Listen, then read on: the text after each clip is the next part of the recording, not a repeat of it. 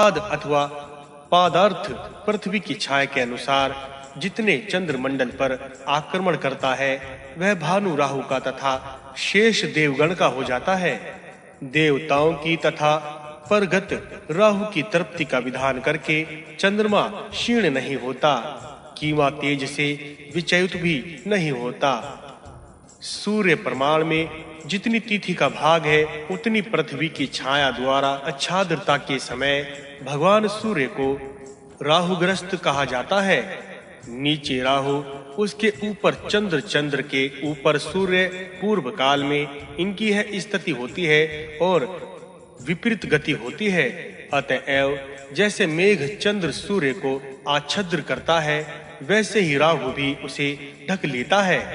राहु मेघमंडल पर्यंत चंद्र को आच्छादित करके स्थित रहता है। मेघमंडल के समान राहु केवल सूर्य को कलंकित करने के कारण काले रंग की छाया से युक्त करता है। जैसे कीचड़ से वस्त्र की शुक्लता अपगत हो जाती है वैसे ही एक हिस्से को अथवा पूर्ण चंद्रमंडल को राहु आच्छादित करते हैं। जैसे पुनः धो देने पर वस्त्र शुभ्र हो जाता है वैसे ही राहु मुक्त चंद्रमंडल भी निर्मल हो जाता है। अथवा चंद्र सूर्य को राहु द्वारा आच्छादित देखकर ब्राह्मण गण उसकी शांति करने लगते हैं और पुनः उन्हें मुक्त देखकर आनंदित होते हैं। इस प्रकार राहु चंद्र तथा सूर्य को जब ग्रहण करता है तब चर्म चक्षु वाले अबोध मानस उसे चंद्र सूर्य का ग्रहण मानते हैं तथा समस्त जगत उस ग्रहण से सम्मोहित हो जाता है।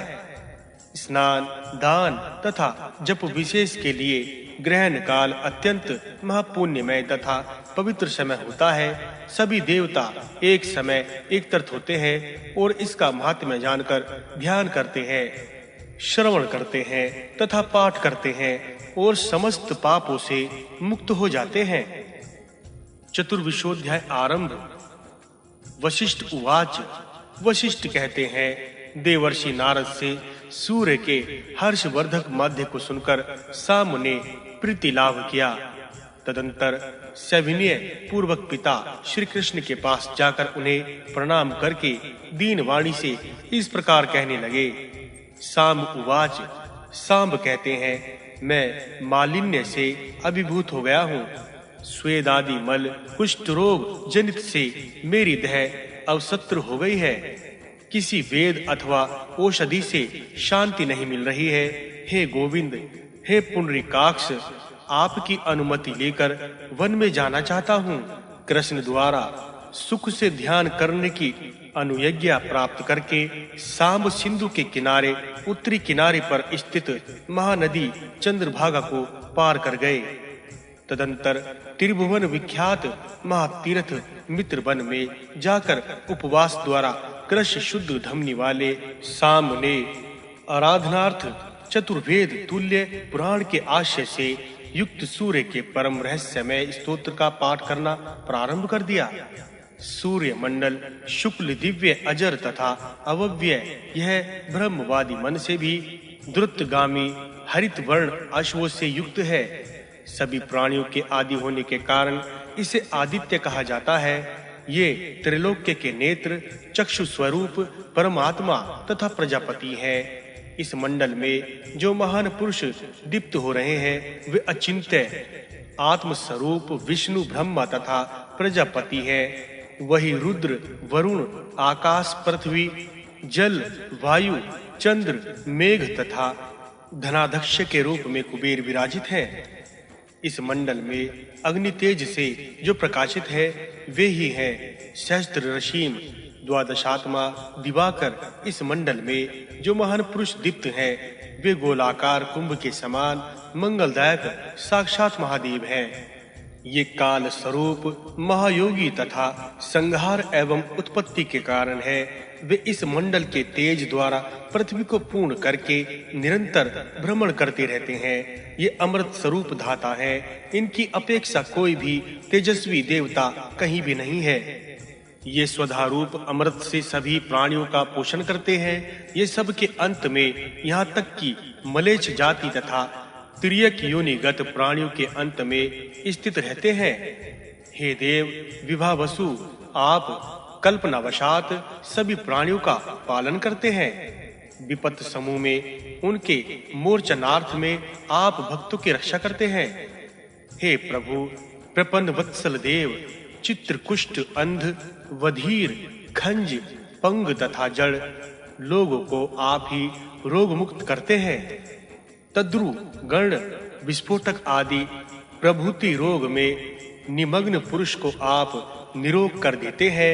हे देव, आप प्रत्यक्षदर्शी देवता हैं और अपनी लीला से अनायास ही सबका उद्धार कर देते हैं। मैं आर्त तथा रोग पीड़ित हूँ, आपकी स्तुति करने की शक्ति मुझ में नहीं है। हे देव, आप सर्वदा ब्रह्मा, विष्णु, शिव आदि से स्तुतित होते हैं। हे देव, इंद्र, सिद्ध, गंधर्व, गृहागण के साथ अप्सरागण पवित्र स्तुति द्वारा आपका स्तवन करते हैं। आपके मंडल में रंक, यजु तथा साम तथा त्रयी मूर्तिमान होकर अवस्थान करते हैं। आप योगी गण के परम धाम तथा मोक्ष अभिलाषियों के मोक्ष द्वार हैं। तेजों में आपका तेज अनंत, अचिंतनीय, अव्यक्त तथा निर्मल है। हे जगतपति, यदि मेरे इस स्तवन में कुछ बेगुण्य हुआ है तो उसे आप आर्तजनों की भक्ति समझकर क्षमा करने में समर्थ हैं। परम आत्म स्वरूप सूर्य प्रसन्न होकर जाम्बवती नंदन साम से बोले, हे सांब वत्स, मैं तुम्हारी तपस्या से प्रसन्न हो गया हूँ। जो इच्छा हो उस वर की प्रार्थना करो। साम उवाच, सांब कहते हैं, हे भगवान, यदि आप प्रसन्न हैं तब हमें यही वर दीजिए कि आप सनातन देव के प्रति मेरी नित्य भक्ति बनी रहे। सूर्य देव कहते हैं, इससे मैं अत्यंत संतुष्ट हुआ हूँ। तुम्हारा मंगल हो। हे सुव्रत, वर मांगो। सांब ने कल्याणप्रद वरद सूर्य देव से द्वितीय वर इस प्रकार मांगा, मेरे शरीर का यह मल कुष्ठ रोग आपकी कृपा से नष्ट हो जाए। महात्मा भास्कर के तथास्तु कहते ही सांब के देह से वह कुष्ठ रोग उसी प्रकार समाप्त हो गया जैसे कि सर्प अपनी कैंचुल त्याग देता है। यह वर पा जाने से सांब पुनः रूपवान हो गए। सूर्य उवाच, सूर्य देव कहते हैं, हे सांब, तुमसे संतुष्ट होकर जो कहता हूँ उसे सुनो। हे सुव्रत, आज से तुम्हारे नाम से पृथ्वी पर जो मेरा स्थान स्थापित करेगा उसे सनातन लोक की प्राप्ति होगी। हे सांब, शुभ चंद्र भागा के तट पर मुझे स्थापित करो। तुम्हारे नाम से ही यह नगर प्रसिद्ध होगा। जब तक पृथ्वी रहेगी जगत में तुम्हारी अक्षय कीर्ति बनी रहेगी और प्रतिदिन तुम्हें स्वप्न में मेरा दर्शन प्राप्त होगा।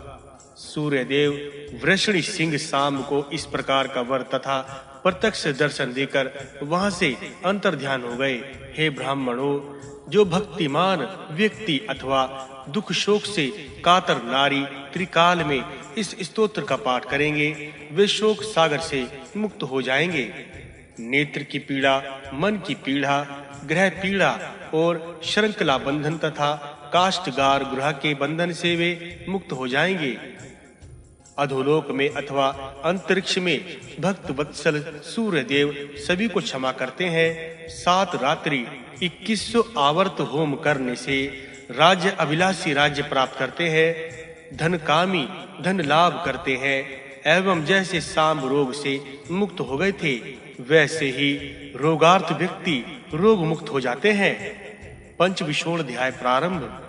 वशिष्ठ उवाच, वशिष्ठ कहते हैं, महाराज सांब सहस्त्र आंसु दिवाकर के सहस्त्र नाम के द्वारा स्तव करते करते जब कृष्ण एवं धमनी शीरा मात्र हो गए तब खिदमान कृष्ण पुत्र सांब को देखकर सूर्य ने उनको स्वप्न में दर्शन देकर इस प्रकार कहा।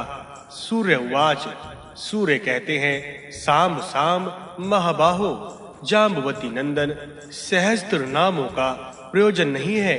तुम इस शुभ स्तव का पाठ करो।